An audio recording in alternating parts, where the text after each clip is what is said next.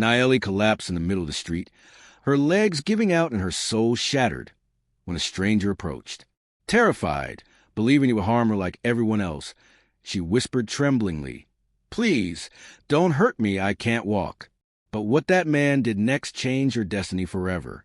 Subscribe now and stay until the end, because this story of love and faith will touch your heart in a way you never imagined. Naeli clenched her teeth as she carried a tray with 6 steaming cups of coffee.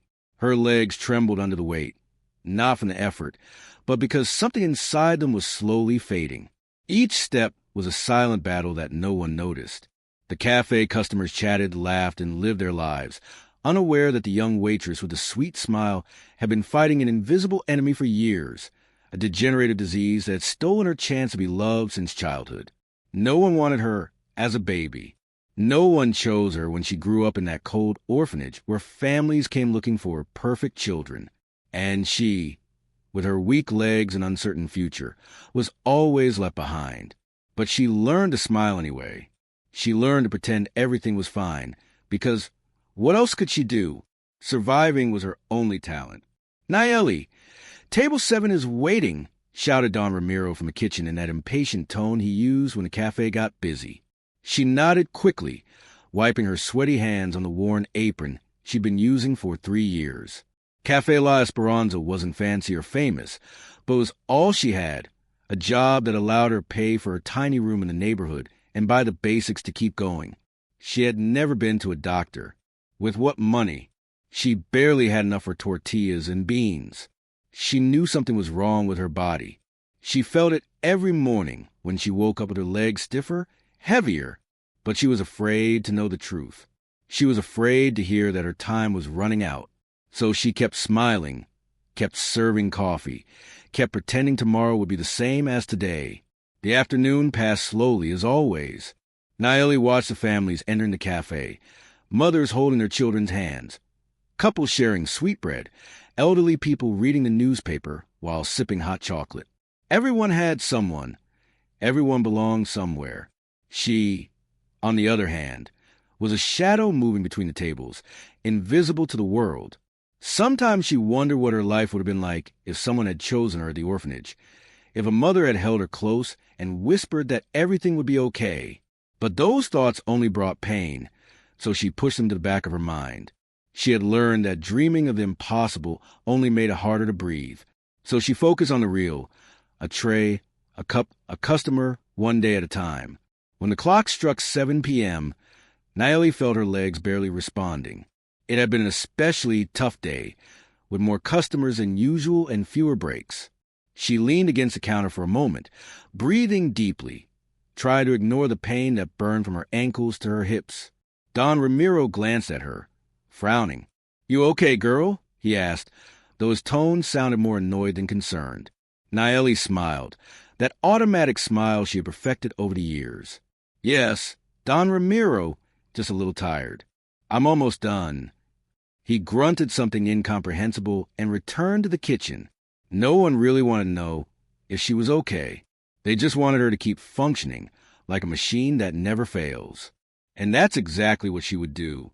20 minutes before closing, Naeli felt the floor shift beneath her feet. She stopped in the middle of the dining area, holding an empty tray, and for a second, everything blurred. Her heart raced, pumping fear through every vein in her body. "Not now," she whispered to herself, clenching her teeth. She managed to reach the kitchen, set down the tray, and say goodbye to Don Ramiro with a voice that barely came out of her throat. "See you tomorrow," she murmured, though something inside her knew tomorrow would be different. She stepped out into the street as Mexico City glowed orange and red under the sunset. The streets buzzed with the usual traffic, street vendors shouting their wares, people rushing to the metro. Naeli walked 3 blocks, each step harder than the last, and then, without warning, her legs simply gave out. The pavement was cold and rough against her cheek. She tried to move, but her body wouldn't respond. She could hear the hurried footsteps of people around her, distant voices asking something she couldn't understand. Everything sounded like she was underwater.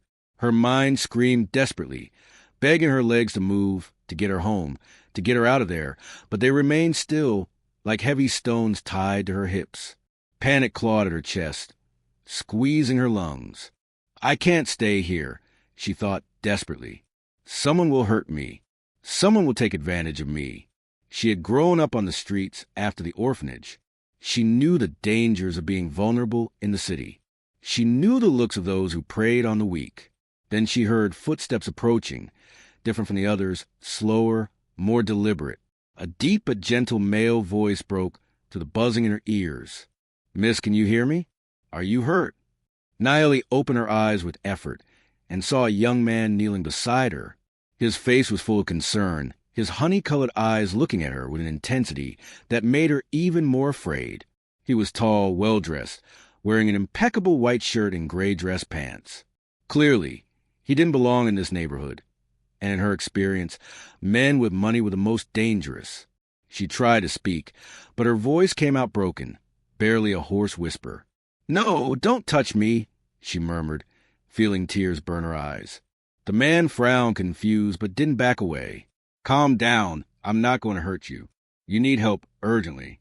Can you move? Naomi shook her head, and the tears finally rolled down her dirt-streaked cheeks. The humiliation was worse than the physical pain. Her whole life, she had fought to stand on her own, to not depend on anyone, to not be a burden. And now she was lying in the street like trash, unable to move, at the mercy of a stranger. Please, she whispered, her voice trembling with fear and shame. Please, don't hurt me. I can't walk. The words came out halting, desperate, like a plea from her broken soul. The man blinked, and something shifted in his expression. The confusion was gone, replaced by a firm determination that lit up his face. Without hesitation, he took off his jacket and gently placed it over her. I'm not going to hurt you, he said with a voice so steady it almost felt like a sacred promise. I'm going to help you. I swear to God. Before Naomi could protest, the man slid his arms under her body and lifted her with an ease that surprised her. She screamed, frightened, trying to break free with the little strength she had left. Let me go. I don't know who you are. Her heart pounded so hard she thought it would explode, but he simply held her more firmly, as if carrying something precious he couldn't let fall. My name is Sebastian, he said as he quickly walked toward a black car parked nearby. And I'm not letting you go until you're safe. You're going to the hospital right now. Naomi wanted to keep fighting, but her body finally gave in. She rested her head against the chest of the stranger and closed her eyes, feeling, for the first time in years, the warmth of someone holding her. It was terrifying, it was confusing, but it was also the closest thing to safety she had ever felt in her life. Sebastian gently placed her in the backseat of his car, his urgency contrasting with the care in his movements. He jumped into the driver's seat and sped off, weaving through the city's traffic with skill that showed he knew these streets well. He dialed the number on his phone and spoke quickly. Dr. Mendez, I need you to prepare the emergency room. I have a patient who can't move her legs. I'll be there in 10 minutes. He hung up and glanced at Naomi through the rearview mirror, her wide eyes still filled with fear and distrust. Why are you doing this? She managed to ask in a faint voice. You don't know me. No one does something like this without wanting something in return. Sebastian held her gaze to the mirror, and for a moment, he seemed to search for the right words. Finally, he sighed deeply and answered with disarming honesty, because God put you in my path tonight, and I'm not going to ignore that sign. I don't know what happened to you, but you're going to get through this. I promise. Naomi wanted to believe him, but a lifetime of abandonment and rejection had taught her that promises were just pretty words that were never kept. Still, as the car sped through the city's glowing streets, a small, forgotten part of her heart dared to hope. And that hope, fragile yet dangerous, was about to change everything she thought she knew about her destiny. The private hospital shone with cold, white lights that hurt Naomi's eyes. She had never been in a place like this. So clean, so quiet, so different from the public clinics where people waited hours only to be told to come back another day. Sebastian still carried her in his arms, ignoring the curious stares of the medical staff rushing to assist him. A nurse brought a wheelchair, but he shook his head. Take me straight to Dr. Mendez, he ordered in a voice that left no room for argument. Naeli felt like a broken doll in the arms of the stranger, vulnerable and exposed. She wanted to scream at him to put her down, that she had no money to pay for any of this, that he should take her back to the street where she belonged. But the words stuck in her throat, mixed with fear and a strange sense of relief she couldn't understand. Why would someone do this for her? An older man in a white coat and glasses approached quickly, his face reflecting professional concern. Sebastian, get her to the stretcher immediately. How long has she been unable to move her legs? Sebastian gently placed Naeli on the padded stretcher and stepped aside, though his eyes never left her. I don't know, doctor. I found her collapsed on the street 20 minutes ago. The doctor began examining her, pressing different points on her legs, asking questions she could barely answer between stifled sobs. Each touch confirmed what she had feared for years. Something terrible was happening inside her body, something she had ignored because acknowledging it meant accepting she was dying. How long have you felt weakness in your limbs? Dr. Mendez asked gently. Naeli swallowed hard, shame burning her cheeks. Since I was a child, but it got worse about 6 months ago. Dr. Mendez exchanged a grave look with Sebastian, the kind of look doctors use when the news isn't good. We need to run tests immediately. MRI, full blood work, electromyography. He turned to Naeli with a serious but kind expression. Miss, this is urgent. Based on the symptoms you're describing, it could be an advanced neuromuscular degenerative disease. I need your authorization to proceed. Naeli felt the world stop. Degenerative. Advanced. The words echoed in her head like death bells. I don't have money, she whispered, tears streaming freely now. I can't pay for any of this. Please, just let me go home. Sebastian stepped forward, placing himself in her line of sight. Money doesn't matter. I'll take care of everything. Just let them examine you. His voice was firm, but there was something else there, almost like a plea. Why? The question burst from Naeli's lips like a stifled cry. Why do you care what happens to me? You don't even know my name. She wiped her tears with the back of her hand, furious at herself for showing such weakness in front of strangers. Her whole life, she had learned not to trust anyone, to expect nothing from others. And now this man appeared out of nowhere, offering help that seemed too good to be true. There had to be a catch. There was always a catch. Sebastian knelt beside the stretcher, meeting her eyes. My name is Sebastian Reyes. I'm 32 years old, and I've been blessed with more money than I'll ever need in my lifetime. A long time ago, I decided that money only makes sense if I use it to help those who need it. He paused, searching her eyes. Your name is the only thing I don't know yet. Naeli studied his face in silence, taking in every detail. There was sincerity in those honey-colored eyes, a light she had never seen in anyone before. Maybe she was foolish for believing him. Maybe she would regret it later. But in that moment, lying on a hospital stretcher with lifeless legs and an uncertain future, she decided to take the biggest risk of her life. Naeli, she murmured finally, her voice barely a whisper. My name is Naeli Torres. I'm 23 years old, and I'm scared. Sebastian smiled, the warmest smile she had ever seen. It's a pleasure to meet you, Naeli, and I promise you're going to get through this. You're not alone anymore. Dr. Mendez cleared his throat softly. All right, now that introductions are done, we need to take her for tests immediately. Sebastian, this will take several hours. You should go home. But Sebastian shook his head, crossing his arms with determination. I'm staying. I'm not leaving her alone. And in that instant, Naeli knew something had changed forever in the course of her destiny. The next 6 hours were the longest in Naeli's life. They put her in machines that hummed and made terrifying noises. They drew what seemed like liters of blood, performed tests that hurt, and others that simply made her feel like a science experiment. And through it all, every time she came out of test and was wheeled back to the waiting area, there was Sebastian, sitting in the same uncomfortable chair, his tie loosened, his hair slightly disheveled, but awake and alert. When their eyes met, he smiled with a warmth that melted a little of the ice around her heart. Naeli didn't understand what was happening. She didn't understand why this rich, handsome man was spending his night watching over an unknown waitress. But she had stopped questioning it. For the first time in her life, She simply let someone take care of her. It was nearly 4 a.m. when Dr. Mendez finally emerged with a folder full of papers and x-rays. His expression was grim, and Nayeli felt her stomach twist with terror. Sebastian stood immediately, approaching the doctor with quick steps. "What's the news, doctor?" The older man sighed deeply before speaking, choosing his words carefully. "It's what I feared. Nayeli has an advanced hereditary neuromuscular degenerative disease. The degeneration of her muscle tissue has reached a critical point." He paused, looking at Nayeli with genuine compassion. "Without immediate treatment, she has approximately 6 or 7 days before the paralysis affects vital organs." He didn't finish the sentence. He didn't need to.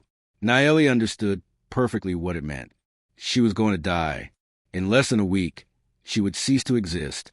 The silence that followed was crushing. Nayeli stared blankly, unable to process the information. 7 days. A week. Barely enough time to say goodbye to a life she hadn't even fully lived. She had never known love, never had a family, never felt like she belonged anywhere. And now it was all ending before it had even begun. Tears began to fall silently down her cheeks, but this time they weren't tears of fear. They were tears of deep, devastating resignation. Sebastian stepped closer and took her hand in his, squeezing it tightly. "Doctor, there has to be something we can do," he said, his voice desperate, breaking in a way that surprised Nayeli. "Anything, no matter the cost." Dr. Mendez nodded slowly. "There's a specialized clinic in Dallas, Texas. They have an experimental treatment that's shown promising results in cases like this." But the doctor paused significantly. "The treatment is extremely expensive and requires immediate surgery. We're talking about transferring her tomorrow morning on a private medical flight, starting the pre-surgical protocol immediately, and performing procedure within 72 hours. It's her only chance." Sebastian didn't hesitate for a second. "Do it. Make all the necessary calls. Book the medical flight. Contact the best specialists. I want her in that clinic by tomorrow noon." Dr. Mendez blinked, surprised by the speed of the decision. "Sebastian, we're talking about over 3 million pesos, possibly more depending on complications, and there's no guarantee it will work." Nayeli finally found her voice, weak but desperate. "No, you can't do that. It's too much money. I'm nobody to you. It doesn't make sense to spend all that on someone you don't even know." Sebastian turned to her, and the intensity in his eyes took her breath away. "It doesn't make sense," he repeated, his voice heavy with an emotion she couldn't identify. "Nayeli, I've had money my whole life. I've bought cars that cost more than a house. I've dined in restaurants where a single dish costs what you earn in a month, and none of that, absolutely none of it, has given me the purpose I feel in this moment." He leaned closer, holding her with his gaze. "God put me on that street exactly when you fell. It wasn't a coincidence. It was a calling, and I'm not going to ignore it." He paused, his voice dropping to an intense whisper. "You deserve to live, Nayeli. You deserve the chance life never gave you. And if I can give it to you, I'll do it without a second thought." Dr. Mendez coughed softly. "Then there's nothing more to say. I'll start the preparations immediately. Nayeli, you need to rest the few hours we have left." He left the room discreetly, leaving them alone. And in that silence, heavy with impossible promises, Nayeli knew she had just met the first real angel in her life. The private medical flight took off from Mexico City International Airport at exactly 11 a.m. Nayeli watched through the window as her city grew smaller, a gray and brown blur disappearing into the clouds. It was her first time on a plane, her first time leaving Mexico, her first time daring to believe that maybe, just maybe, her story wouldn't end on that cold street where she had fallen the night before. Sebastian sat across from her, reviewing documents Dr. Mendez had given him before they left. A specialized nurse monitored her vital signs every 20 minutes, ensuring the trip didn't worsen her condition. Everything felt surreal, like a dream she would wake from at any moment to find herself back in her tiny room in the neighborhood. But the constant hum of the engines and the pressure in her ears reminded her this was real. Terrifyingly real. "What are you thinking about?" Sebastian's voice broke through her thoughts. He had set the papers aside and was watching her with that piercing gaze that seemed to see beyond her defenses. Naeli hesitated, biting her lower lip. She wasn't used to anyone asking about her thoughts, her feelings. For 23 years, she had lived in a silence no one had tried to break. "I'm thinking I don't know why you're doing this," she answered finally, her voice barely audible over the plane's noise. "I'm thinking that when this is all over, you'll go back to your life, and I'll still be the waitress in the cafe who doesn't even have a family." Sebastian leaned forward, resting his elbows on his knees. "Tell me about your family," he asked softly. "Tell me what happened." Naeli felt something break inside her chest, a floodgate she had kept closed for years. The words came slowly at first, then like a rushing river, she couldn't stop. She told him about the Sagrada Familia orphanage, where she was left at just 6 months old. She told him about the families who came every month, looking for perfect babies, healthy children who could run and play without issues. She told him how the orphanage directors tried to hide her condition at first, sugarcoating the truth. But couples eventually noticed something was wrong with her legs. "I remember one family," she whispered, tears burning her eyes. "I was about 4 years old. A beautiful woman picked me up and told me she loved me. We played together all afternoon. I thought someone had finally chosen me." She paused, taking a deep breath to steady her trembling voice. "But when the directors explained my illness, she set me down on the floor and left crying. She never came back." Naeli continued, wiping her tears with the back of her hand. "After that, I stopped getting my hopes up. I grew up knowing no one would ever want me. At 18, they let me leave the orphanage because I was no longer the state's responsibility. They gave me 200 pesos and said, 'Good luck.'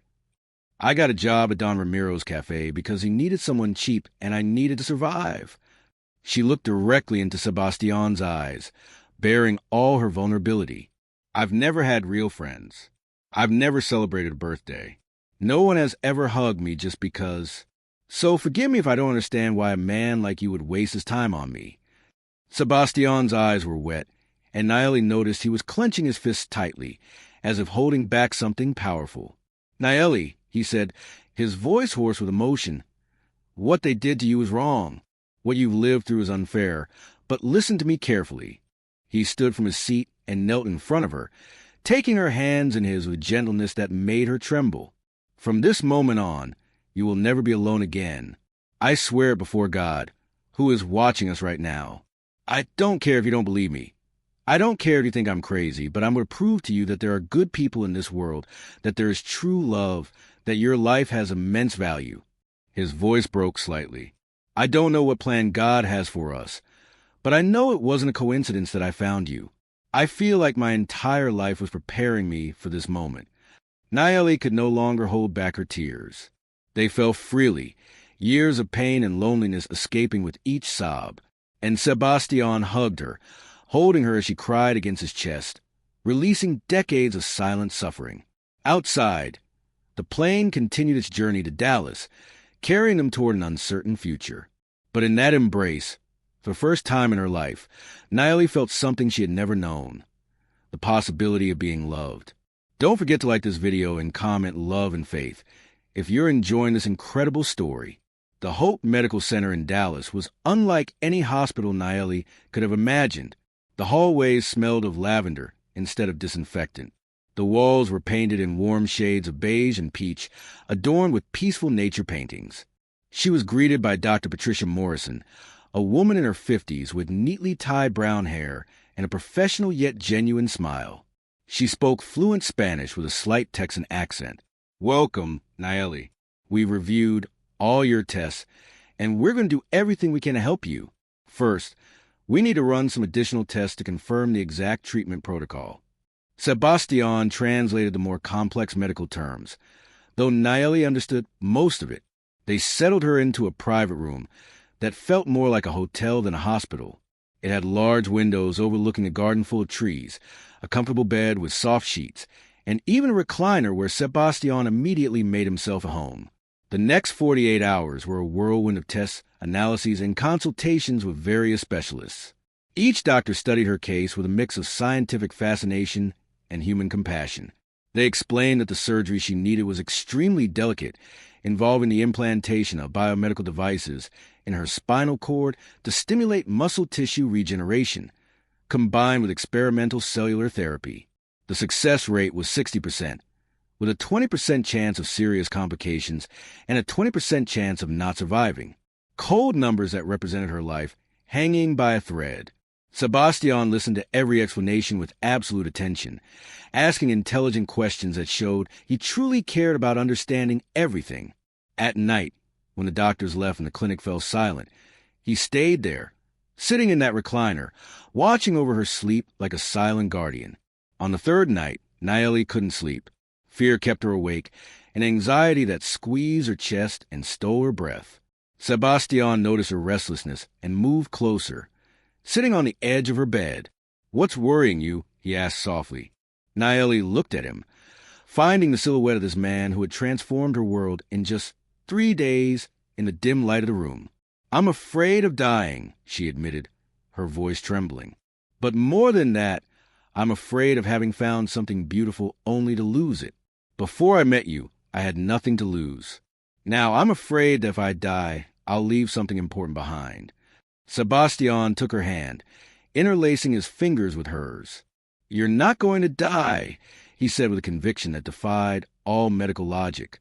"You're going to come out of that surgery, and you're going to have the life you always deserved." Nayeli smiled sadly. "How can you be so sure?" "Because I have faith," Sebastian replied simply. "Faith that God didn't bring you this far just to take you away. Faith that there's a purpose in all of this that we don't yet understand." He paused, gently caressing the back of her hand with his thumb. "Nayeli, there's something I need to tell you, something I've been feeling since I carried you in my arms that first night." His voice grew deeper, more intimate. "I've never met anyone with as much strength as you. You've lived a life of suffering that would break most people, and yet you're still here, fighting, enduring. You're the bravest person I've ever known." Nayeli felt her heart beat faster. There was something in the way he looked at her, something beyond compassion or charity. It was something deeper, more dangerous. She didn't know what to say. He leaned closer, his face inches from hers. "I know it's soon. I know we're in the middle of an impossible situation, but I need you to know that what I feel for you isn't pity." His voice was barely a murmur, charged with emotion so intense it made the air between them vibrate. It's admiration, it's respect, and it's something more that I'm still trying to understand. Nayeli closed her eyes, feeling tears escape from the corners. Her whole life, she had dreamed of someone looking at her like that, seeing her as more than a burden or a problem. And now that it was happening, it was both terrifying and beautiful. "I feel something too," she confessed, her voice breaking. "Something I've never felt before. And it scares me so much because I don't know if I'll have time to find out what it is." Sebastian rested his forehead against hers, sharing the same air, the same space, the same suspended moment in time. "Then we'll have that time," he promised. "You're going to survive, and we'll figure out together." Outside, the full moon illuminated the clinic's garden, a silent witness to something beautiful being born amidst the pain. And both of them knew, without needing words, that what had begun as an act of kindness was transforming into something far more powerful than either had imagined. The morning of the fourth day dawned with a clear sky that seemed to mock the storm in Nayeli's heart. Dr. Morrison entered early with a folder under her arm and a serious expression. "Good morning. We have the final results and have designed the full surgical protocol. The surgery is scheduled for tomorrow at 7 a.m. Nayeli felt the air leave her lungs. Tomorrow, only 24 hours remained before her life depended on the hands of strangers and the will of God. Sebastian, who had stepped out for just an hour to shower and change, returned at that moment. His hair was still damp, and the fresh scent of his cologne filled the room. "What's the word, doctor?" His voice was controlled, but Nayeli noticed the tension in his shoulders. Dr. Morrison explained every detail of the procedure with professional patience, but Nayeli barely listened. Her mind was trapped in one terrifying thought. This could be her last conscious night. The rest of the day passed in a haze of medical preparations. Nurses came and went, taking blood samples, adjusting medications, explaining preoperative care. Naeli signed documents she didn't fully read, authorizations that basically said she accepted the risk of not waking up. Sebastian stayed by her side every moment, translating when needed, holding her hand when the fear became too intense. There was something different about him since the previous night, since that whispered confession in the dim light. His looks lingered longer. His touches were more careful, more meaningful. And Naeli could feel the weight of unspoken words floating between them. Truths they both knew, but neither dared to fully voice. When night finally fell and they were left alone, the silence in the room was almost deafening. Sebastian pulled the recliner close to the bed, so close that their faces were just inches apart. "You're scared," he said, though he already knew the answer. Naeli nodded, feeling tears well up again. "Terrified," she admitted, her voice trembling. "Sebastian, if something goes wrong, if I don't—" He placed a finger on her lips, gently silencing her. "Don't talk like that. Don't even let it cross your mind." But Naeli needed to say it. She needed to release the words she had held back her entire life. "I need you to know something," she continued, ignoring the interruption. "These last 4 days with you have been the best of my entire life. For the first time, I understood what it means to not be alone. For the first time, someone saw me as more than a burden." Her voice broke, but she pressed on. "And if tomorrow is my last day, I want you to know that I'll die grateful for having met you." Sebastian closed his eyes tightly, as if her words caused him physical pain. When he opened them again, they shone with an intensity she had never seen. "You're not going to die," he said, his voice hoarse, "because I'm not going to let you go." He leaned forward, taking her face in his hands with a tenderness that made her tremble. "Naeli, listen to me carefully. What I feel for you isn't pity or charity. It's something that grew so fast it scares me, something I can't explain with logic." He paused, searching her eyes in the dimly lit room, illuminated only by the soft glow of the medical equipment. "I fell in love with you. I don't know exactly when it happened, whether it was when I carried you in my arms that first night, or when you told me your story on the plane, or in one of these 1,000 shared moments. But it happened, and I can't pretend it's not real." Naeli felt her heart expand and break at the same time, a mix of joy and pain so intense she could barely breathe. "How can you love me?" she whispered, disbelief and hope battling in her voice. "You barely know me. I'm just a sick waitress with nothing to offer you." Sebastian smiled, a sad but beautiful smile that lit up his face. "I fell in love with your strength, with how you survived a cruel world without losing your kindness. I fell in love with how you hide your pain behind smiles, how you still believe in beauty despite only knowing darkness." He brushed her cheek with his thumb, wiping away the tears that fell uncontrollably. "And if God grants me the privilege of you surviving tomorrow, I'm going to spend the rest of my life proving how valuable you are." Naeli could no longer hold back her emotions. She leaned forward and pressed her lips to his in a desperate kiss, filled with fear, love, and all the words she had never dared to say. He responded with the same intensity, holding her as if she were the most precious thing in the universe. And in that kiss, they sealed a silent promise to fight together, no matter what came. Because true love knows no time or circumstances, only hearts that refuse to give up. The dawn arrived too quickly. Naeli woke to the soft light of sunrise filtering through the windows, and for a moment, she forgot where she was. Then she saw Sebastian asleep in a recliner beside her bed, his hands still entwined with hers, and reality crashed down like a stone on her chest. Today was the day. In a few hours, her life would depend on scalpels, medications, and the skilled hands of surgeons she barely knew. She studied Sebastian's face in repose, memorizing every detail as if it were the last time. The soft lines around his eyes, the shadow of stubble darkening his jaw, the way his lips curved slightly upward even in sleep. "Thank you, God," she whispered into the void, "for giving me these days with him, for letting me know love before I go." A tear rolled down her cheek, falling onto their joined hands. Sebastian woke instantly, his honey-colored eyes finding her with immediate concern. "Good morning," he murmured, his voice rough with sleep. "Did you sleep at all?" Naeli shook her head, offering a weak smile. "I couldn't. I was afraid to close my eyes and not open them again.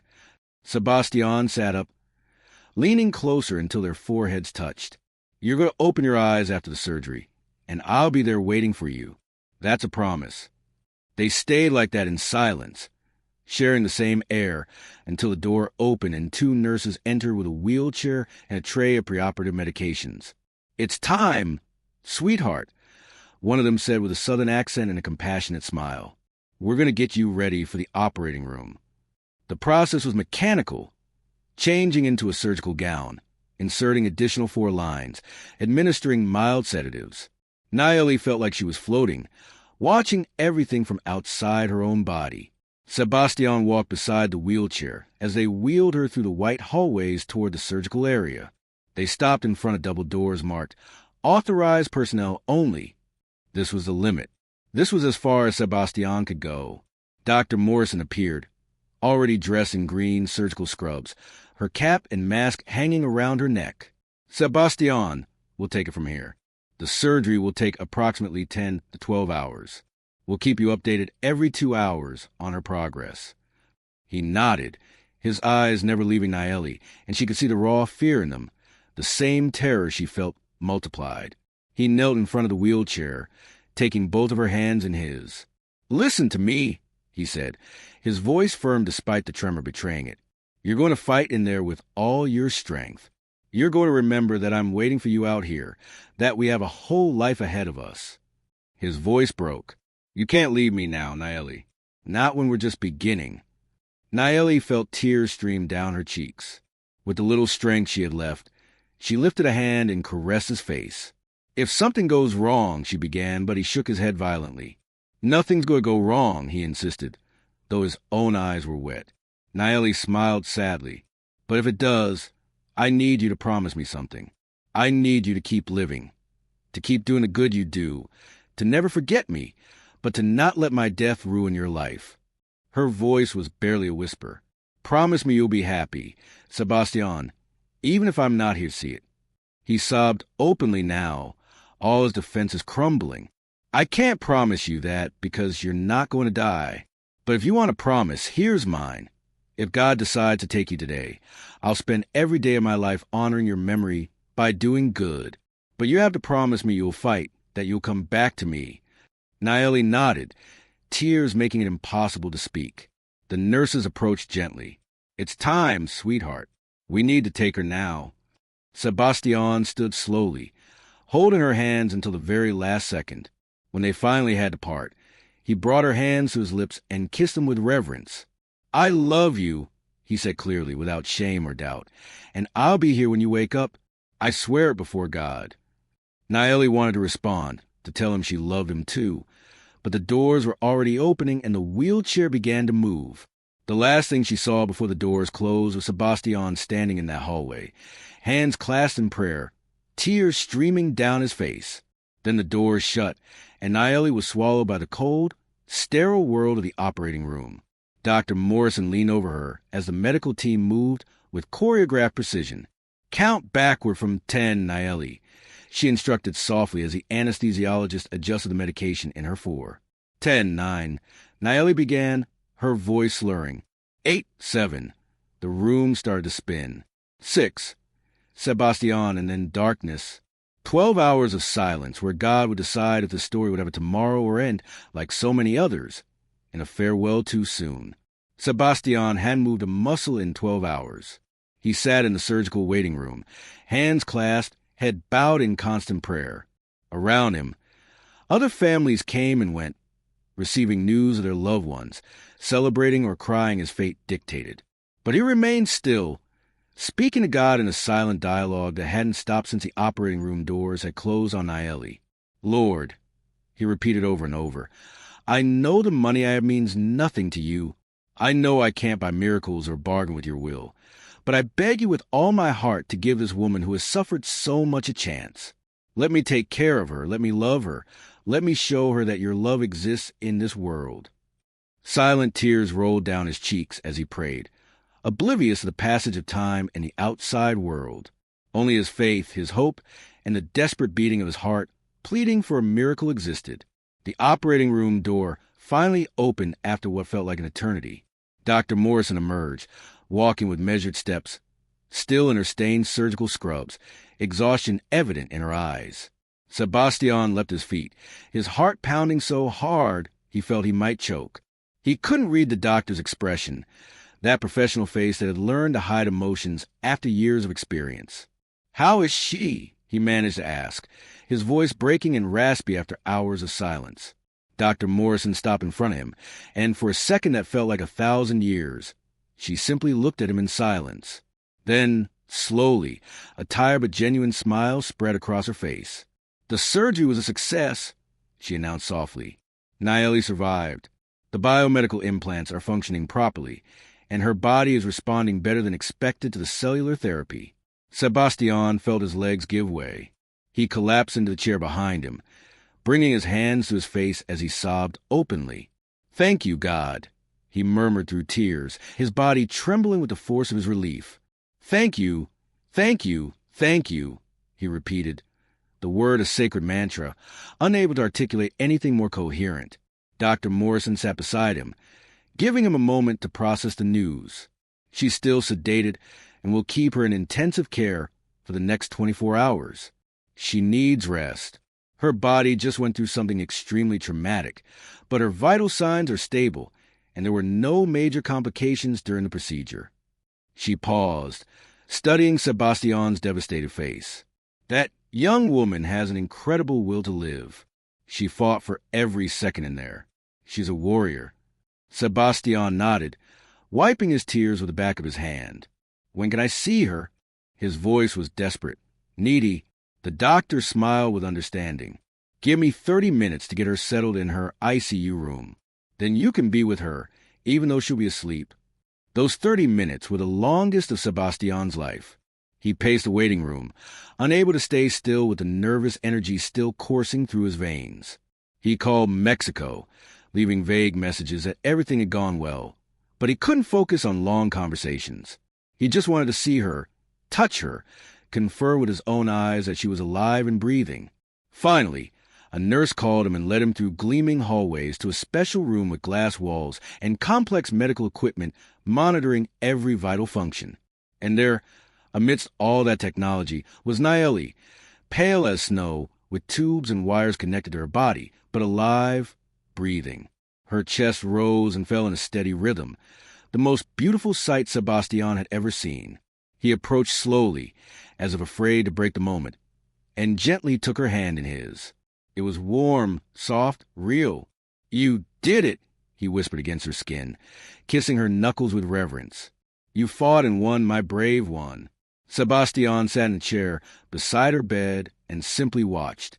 He watched the monitors track her heartbeat, her chest rise and fall with each breath, the occasional flutter of her eyelids, as if she were dreaming something profound.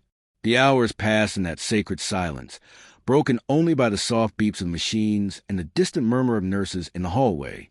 He didn't sleep, didn't eat, didn't move, just kept that constant vigil, guarding the most precious thing in his existence.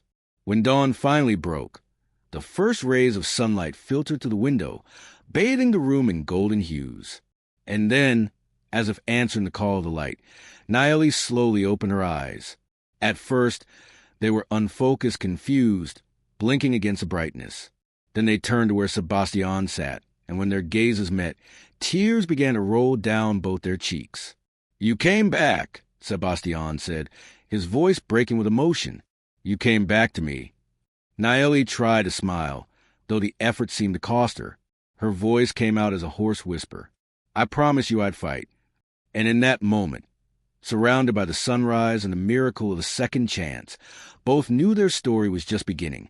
For months later, Mexico City welcomed Nayeli and Sebastian with a brilliant blue sky and the characteristic bustle of its streets. Nayeli looked out the car window with new eyes, as if seeing her hometown for the first time. Because, in a way, it was the first time she saw it with legs that obeyed her commands, with a body that was no longer a prison but a restored temple. The recovery had been slow and painful, weeks of intensive physical therapy, where every small movement was a celebrated victory. Sebastian had been there for every session, holding her when she cried in frustration, cheering when she took a step unaided, believing in her even when she doubted herself. And now, after so many tears and so much effort, she was finally walking. Not perfectly. She still limped a little and tired quickly. But she was walking, and that was all that mattered. Ready to go home? Sebastian asked, taking her hand while steering with the other. Naeli smiled, that radiant smile that now frequently lit up her face. Ready, she replied with certainty. But the car didn't head toward the neighborhood where Naeli had lived before. Instead, Sebastian drove to Polanco, one of the city's most beautiful areas, stopping in front of an elegant building surrounded by trees. What are we doing here? Naeli asked, confused. Sebastian turned off the engine and faced her, nervousness evident on his face. There's something I want to show you. Will you come with me? He helped her out of the car, and they walked together to the building's entrance, where a doorman greeted them with familiarity. They took the elevator to the top floor, and Sebastian pulled a key from his pocket.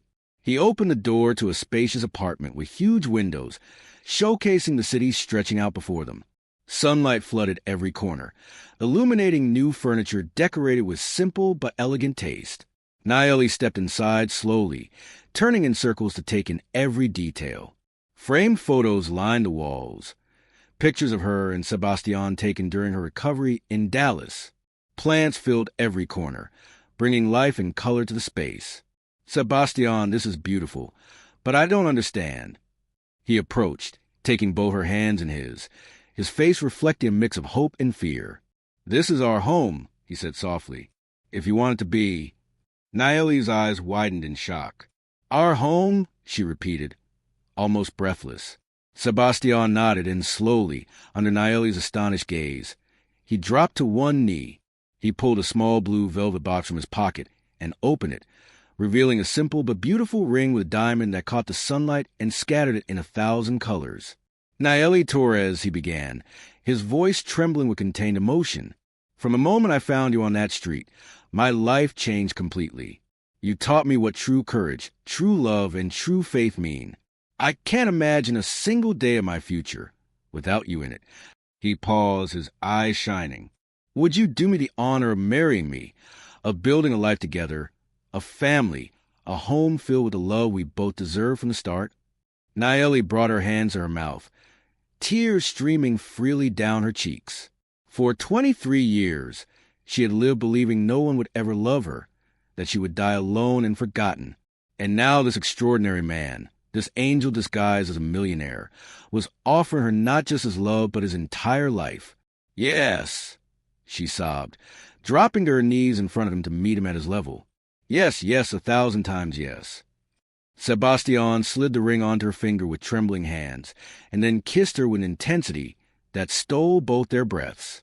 They embraced on the sunlit floor of that apartment, crying and laughing at the same time, feeling the weight of the miracle they had lived through together. I love you, Naeli murmured against his chest. I love you more than words can express. Sebastian held her tighter. And I love you, my warrior, my miracle. They stayed like that for a long time, simply existing in the certainty of their love, until they finally stood and explored every corner of their new home together. The wedding took place 2 months later in a small, intimate chapel in Coyoacán, decorated with white flowers and candles that filled the space with golden warmth. It wasn't a lavish ceremony or filled with important guests. Only the people who truly mattered were there. Dr. Mendez and his wife, Dr. Morrison, who had traveled from Dallas especially for the event, a few of Sebastian's close friends, and Don Ramiro from the cafe, who cried openly as he watched Naeli walk down the aisle in her simple but beautiful dress. When the priest asked if they took each other in sickness and in health, both answered with firm voices heavy with profound meaning. They knew exactly what those words meant, because they had already lived them. A year after the wedding, as the afternoon sun painted their living room in shades of orange and gold, Naeli held 2 newborn babies in her arms, a boy and a girl with perfect faces and rosy cheeks. Sebastian sat beside her on the couch, one arm around her shoulders, tears of joy shining in his eyes.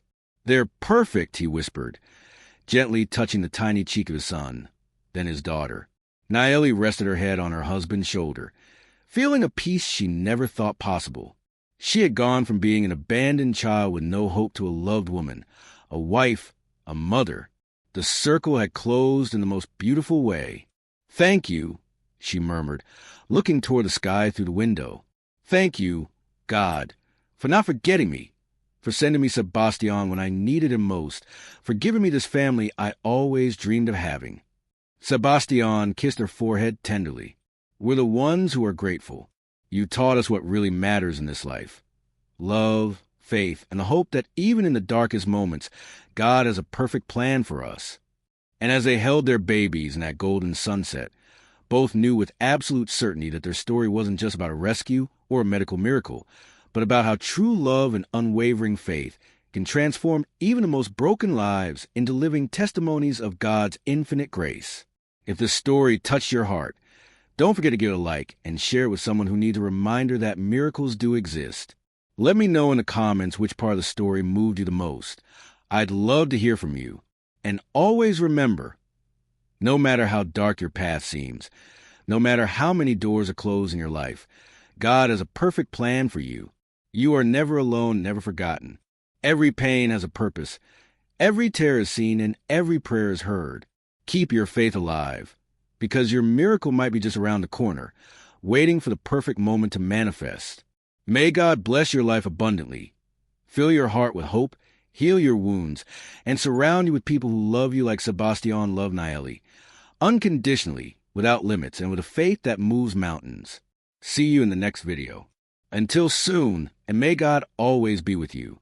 This translation preserves the emotional depth and narrative flow of the original script, while ensuring clarity in English. Let me know if you need further assistance.